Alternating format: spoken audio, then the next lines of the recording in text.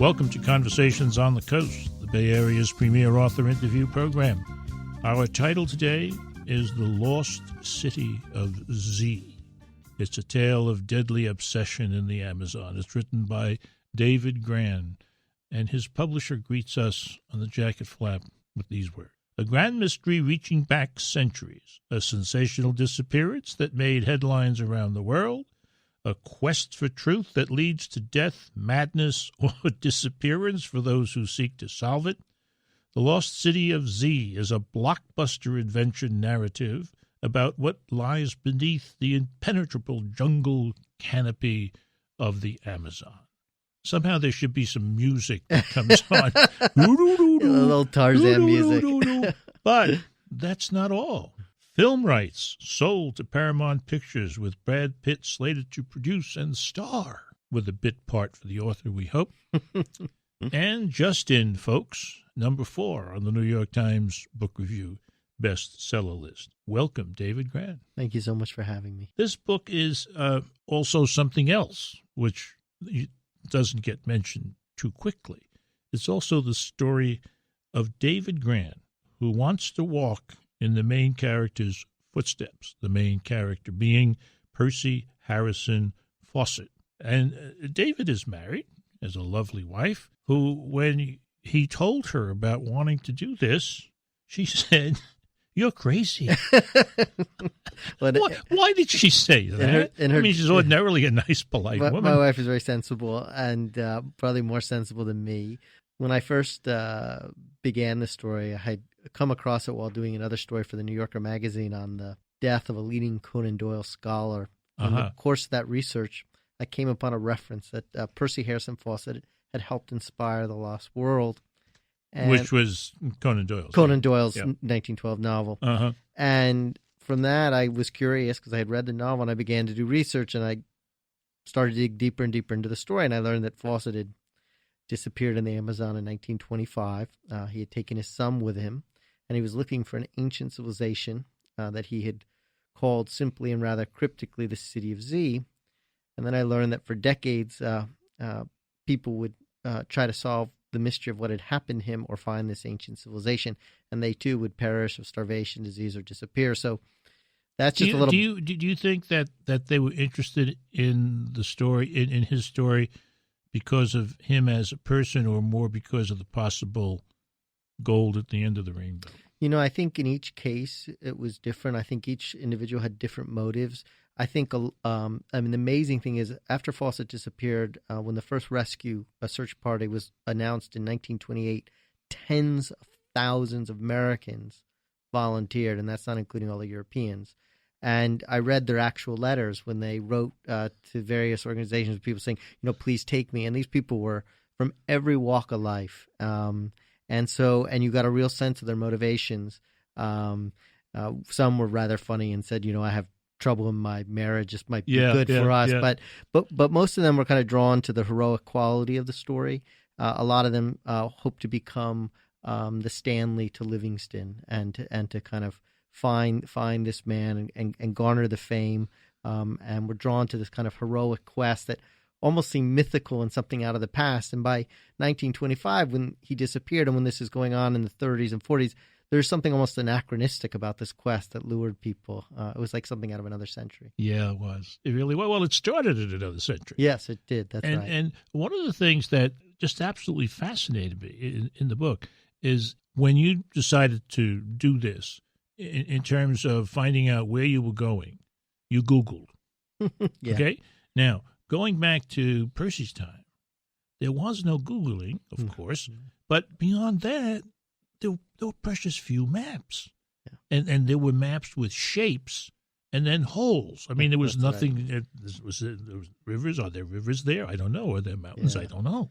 Yeah, I mean, one of the amazing things, I actually have many of Fawcett's maps, which I collected during the course of my research. And in the area where he finally was heading off into the Brazilian Amazon when he disappeared in 1925, he has a couple rivers sketched showing kind of the area he was going.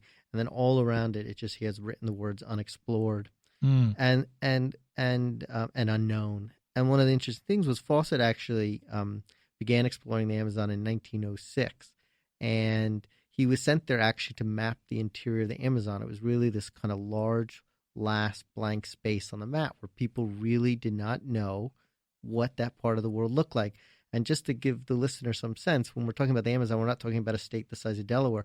We're talking about a wilderness area virtually the size of the United States. Wow. So it is just mammoth, and it remained impenetrable for so long that even Brazil, Peru, and Bolivia, these countries, they didn't even know where their borders were in the interior of the Amazon, and they asked Fawcett to come in and map it, and that's how he started his expeditions. Yeah, not to find gold or anything, but to make a map.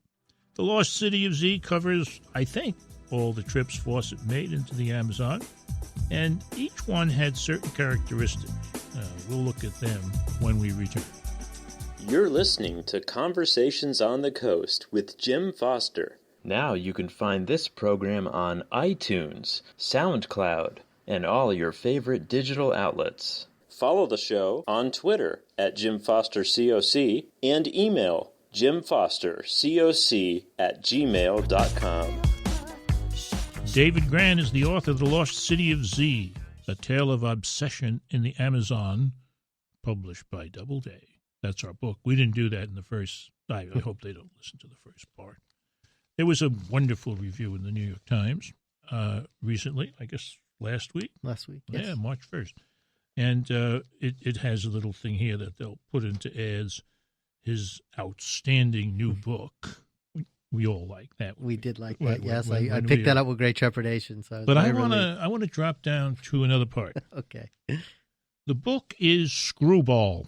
In other words, a hybrid in which the weak, fear-racked reporter from the present age confronts the crazed Iron Man of yore, citizens of a country as grand and gone as the kingdom of the Incas. The result is a powerful narrative, stiff-lipped and Victorian at the center, trippy at the edges, as if one of those stern men of Conrad had found himself trapped in a novel by Garcia Marquez. That is interesting. And it's true. I mean, this is so many books, it makes the head spin. It makes the head spin.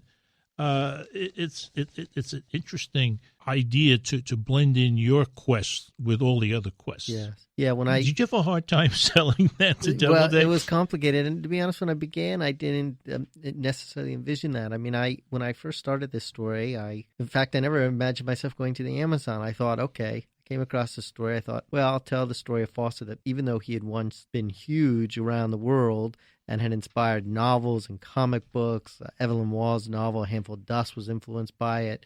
Indiana Jones is reputed to be part of the piece. Even though he had all this kind of popular influence on our culture, had kind of been forgotten and obliterated by history over time. So I thought, okay, I'll tell his story, and I'll tell these other expeditions that went and in search of him. And especially when I came across, there was an expedition that went as recently as 1996, and it was a large-scale effort, and a father took a son again, which is a recurring theme in the book. Yeah, it is. And they were kidnapped by a tribe and held in captivity. And I thought, all right, well, I'll tell their story and I'll tell the past. But as I kept digging deeper into the story, I personally became much more consumed with it. And it's not by my nature to really inject myself into stories. I was uncomfortable with it. But you became obsessed. I certainly became part of the story. And I had gone to England. I'm utterly ill-suited for exploration. I'm utterly out of shape, and I am a bit pudgy and have keratoconus, which makes me almost blind at night. And so I'm utterly ill-suited for such an adventure. And I had begun this quest really the way a biographer would, which I had gone to archives around the world. Sure. Yeah. And I eventually went to England, and I had tracked down Fawcett's granddaughter. And I spoke to her about my project and my biographical quest. And she said, well, do you really want to find out what happened to my grandfather? And I said, well, if that's possible, sure. And she led me into a back room, and she had this old chest, and she opened up the old chest, and inside were all these old books, and the bindings were breaking apart, and they were covered with dust. And I asked her what they were, and she said, well, they're my grandfather's secret diaries and logbooks. And she let me look at them. And when I began to look through them, I found this kind of unprecedented wealth of clues about where he had gone and how most expeditions that had searched for him had gone in the wrong direction. And it was kind of at that point where I kind of decided to do something really stupid and told my wife, well, I got the coordinates. What if I go the other way? But don't forget that one of the reasons that people got lost trying to find his last place that he went, is that he did things in his notes and his drawings to throw people off the trail. Yeah, that's right. There was a great kind of race at the time to find an ancient civilization in this wilderness area. I mean, the search actually went all the way back for centuries with a search for El Dorado. And Fawcett had many rivals at the time. I mean, Theodore Roosevelt had gone into the Amazon several years earlier, and he had one rival in particular, a man named Alexander Hamilton Rice, who was extremely wealthy, and it was his chief rival. And he was one of the richest men in America.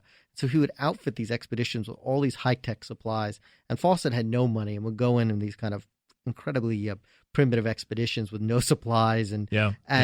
So he was very paranoid that someone might beat him to his discovery. And because of that, he used all these kind of little means to throw people off the trail, and had been very clandestine about where he had actually gone, and would actually use ruses to throw them off the trail.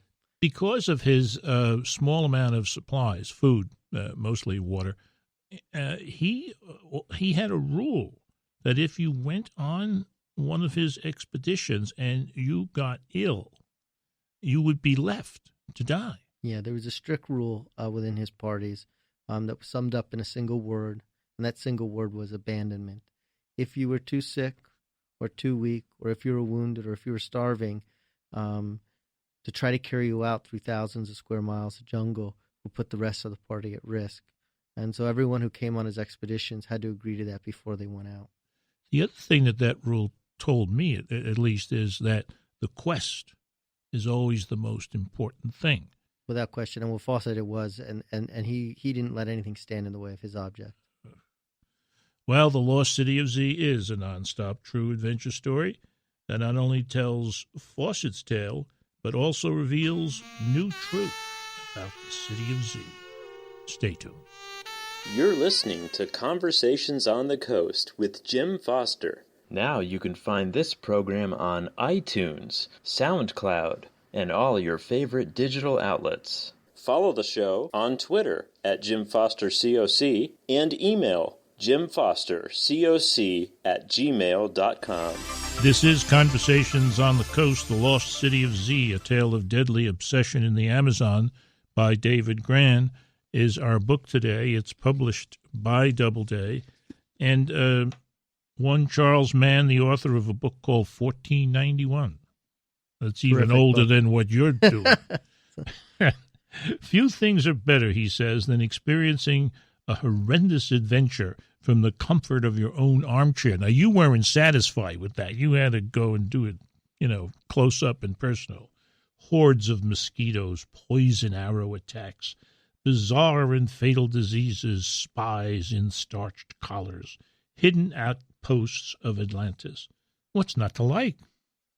The Lost City of Z is like a wonderful 19th century tale of exotic danger, except that David Grann's book is also a sensitively written biographical detective story, a vest pocket history of exploration, and a guide to the new archaeological research that is exploding our preconceptions of the Amazon and its peoples.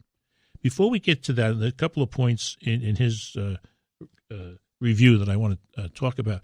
But one of the things I can't get out of my mind is one of the things he did so different from almost everybody else who went into the Amazon at that time was the way he approached the natives, the way he approached the Indians. Take us back to that time where he's on one side of a river and a bunch of them armed to the teeth are on the other side of the river, and he wades into the river, taking his handkerchief or kerchief off and waving it. Yeah, that's right. I mean, it's important to understand this time period because it was an extremely bloody area in the Amazon. One historian said that the violence in the Amazon between settlers and trespassers and the Amazonian tribes made the American Wild West look as peaceful as a prayer meeting. And most people who would come into the Amazon would come in with armadas, arms blazing, and they would massacre the tribes. Particularly at the first sighting. At first sighting, no, they would open up. They would open up in fire. And because of that contact, even once friendly tribes would now ambush interlopers. And so it made exploration where Foster was going extremely treacherous. And he believed in taking only a few men Most Amazon expeditions would take hundreds of men, if not thousands. The first Amazon expedition had some 4,000 men. He believed in taking part. 4,000? Yep, and some 4,000 died. And Fawcett believed in taking only a few men, and he believed it was the only way to persuade the tribes of his peaceful intentions. And in somewhat mad Victorian fashion, as you were saying, in one encounter, he always would do this. He ordered his men to drop their weapons. Correct. And then in somewhat mad Victorian fashion, he had them sing "God Save the Queen." Broke out an accordion in this one. Yeah. And then he took off the handkerchief. They always wore handkerchiefs because they didn't want any of their skin exposed to the insects, which carried diseases. He took off his handkerchief. He waved his handkerchief in the air, and he marched straight into a fusillade of arrows. And the amazing thing about this tale is I have it not from Fawcett's diaries, which, maybe someone will want to burnish their own, but actually from his companions who all thought he was nuts. But he succeeded, and he was remarkably successful in this, and it gave him somewhat of a sense of indestructibility and invincibility. It's amazing. Absolutely amazing the way he did that. The other thing is other people would, get onto the river as fast as they could and stay there to get where they wanted to go. And he tromped through the bush. Yeah, almost all Amazon expeditions for centuries, and in Fawcett's day, we'd always travel by rivers because it meant you could transport food. One of the real problems in the Amazon that is counterintuitive and people don't understand is that people think of the Amazon as a bountiful place, but it's actually a place where you can starve very easily for complicated reasons of the predators being very skilled at hiding and the soil being depleted of nutrients. So if you travel by river, A, you could take lots of food. It ensured you couldn't starve. B, you could move much faster, and C, you could flee quicker, which is probably the most important thing. Very nice. Fawcett wanted to go where nobody else had gone, and he had to in part to map, but then he believed that these ancient settlements were away from the rivers because, and he thought the tribes had retreated deeper into the jungle to preserve themselves from disease and the bloody contact. So he would go between two rivers and basically just march through the bush for 1,000 miles, just hacking and hacking and hacking. And it's almost unfathomable to us. I mean, I did this for a few days. I mean, it's inconceivable to go the distances he went just hacking straight through jungle. The latest archaeological research by people like Michael Heckenberger is kind of proving him right, isn't it? Yeah. I mean, the thing about Fawcett was, and one of the reasons he was gradually kind of forgotten, even though he had once been this titanic figure who was as known as Livingston or Speke or Stanley, was people kind of thought he was a crank who had sacrificed the life of himself and his son in pursuit of a mad fantasy. And the scientific establishment really didn't believe that the jungle, because of the conditions, could sustain a complex, sophisticated society. And new discoveries are showing that he was very prescient. They were wrong. Fawcett was right. The book is more than right. It's wonderful reading. The Lost City of Z, A Tale of Deadly Obsession in the Amazon by David Grann. This has been Conversations on the Coast, and I'm Jim Foster. Now you can find this program on iTunes, SoundCloud, and all your favorite digital outlets. Follow the show on Twitter at Jim Foster COC and email jimfostercoc@gmail.com.